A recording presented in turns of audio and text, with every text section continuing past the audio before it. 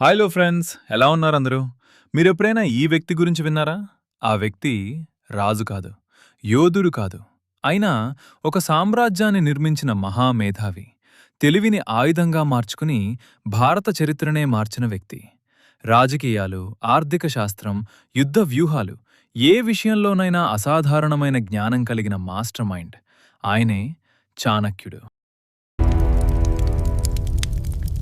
చాణక్యుడు అసలు పేరు విష్ణుగుప్త చాణక్య. అతను కౌటిల్యుడు అనే పేరుతో కూడా ప్రసిద్ధి చెందాడు. చాణక్యుడు ఎక్కడ పుట్టాడో ఇప్పటికీ ఎవరికీ స్పష్టంగా తెలియదు. కొన్ని ఆధారాల ప్రకారం అతను పాటలీపుత్రలో జన్మించాడని కొందరు, తక్షశిలలో జన్మించాడని మరికొందరు అంటారు. చాణక్యుడు ఒక పేద బ్రాహ్మణ కుటుంబంలో జన్మించాడు. అతని తండ్రి పేరు చాణక, తల్లి పేరు చనేశ్వరి. చిన్నప్పటినుంచే చాణక్యుడు చాలా తెలివైనవాడు. ఇతర పిల్లలు ఆటల్లో మునిగిపోయినప్పుడు అతను జ్ఞానం కోసం వెతికేవాడు. వేదాలు, రాజకీయాలు, ఆర్థిక శాస్త్రం, యుద్ధ వ్యూహాలు ఏ విషయం అయినా లోతుగా నేర్చుకునేవాడు. చిన్నతనంలోనే చాణక్యునికి నాయకత్వ లక్షణాలు ఉండేవి. చాణక్యుడికి చిన్నప్పుడు ఒక జ్ఞానదంతం ఉండేది. ఆ కాలంలో దానిని రాజయోగానికి సంకేతంగా భావించేవాడు. ఒక జ్యోతిష్కుడు ఈ బాలుడు భవిష్యత్తులో రాజు అవుతాడు అని చెప్పాడు. అది విన్న అతని తల్లి భయపడింది. రాజయ్యాక నన్ను మర్చిపోతాడేమో అని ఆందోళన చెందింది. అప్పుడు చాణక్యుడు తన దంతాన్ని తానే విరగకొట్టి, అమ్మా, నేను ఎప్పటికీ నిన్ను మర్చిపోను అని మాటిచ్చాడని చెప్తారు. చాణక్యుడు తక్షశిలలోనే తన విద్య పూర్తి చేశాడు. అతను కేవలం చదువుకున్న వ్యక్తి కాదు, అనేక శాస్త్రాల్లో నిపుణుడు. Political science, economics, medicine, astrology, war strategies, ఇలా ఎన్నో విషయాల్లో ఆయనకు అసాధారణమైన జ్ఞానం ఉండేది. అంతేకాదు, పర్షియన్ మరియు గ్రీక్ విద్యా విధానాల గురించి కూడా ఆయనకు అవగాహన ఉండేదని చెప్తారు. వేదాలపై కూడా ఆయనకు పూర్తి పట్టు ఉండేది.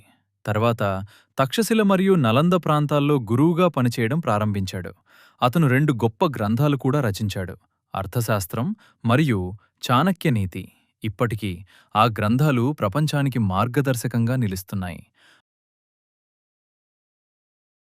చాణక్యుడు కేవలం తెలివైనవాడు మాత్రమే కాదు, జీవితాన్ని చాలా లోతుగా అర్థం చేసుకున్న వ్యక్తి. ఆయన నమ్మకం ఏమిటంటే, శారీరకంగా మాత్రమే అందంగా ఉండే స్త్రీ నిన్ను ఒక్క రాత్రి మాత్రమే సంతోషంగా ఉంచగలదు. కానీ ఆత్మపరంగా అందంగా ఉండే స్త్రీ నిన్ను జీవితాంతం సంతోషంగా ఉంచగలదు. ఆ ఆలోచనలతోనే యశోధర అనే అమ్మాయిని వివాహం చేసుకున్నాడు. ఆమె అందంపై కాదు, ఆమె మనసుపై ప్రేమ చూపించాడు. కాని వారి పేదరికాన్ని చూసి చాలామంది ఎగతాళి చేసేవారు.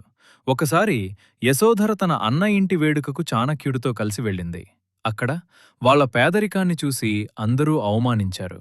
ఆ అవమానం యశోధరకు చాలా బాధ కలిగించింది.